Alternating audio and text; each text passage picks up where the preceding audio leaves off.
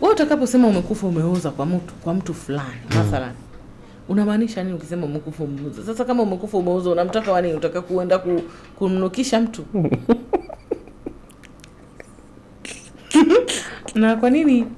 Na kwa nini ufe uoze kwa mtu ambaye unafanya naye interview? Yaani mtu ambaye una uhakika kama utakuwa naye unakufa unaoza.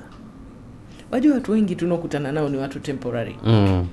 Na huwezi kuwa na malengo permanent na mtu temporary. Tunawaambieni na bado mnafanya interview vyumbani. Kwa nini unatafuta mchumba chumbani?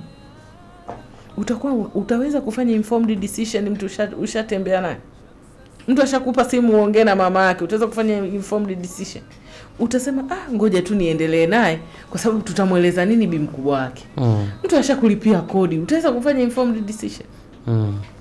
Acha tu nimkubali kwa sababu naanzaje kuhama hii nyumba hapa? Nitaonekanaje nikihama hii nyumba?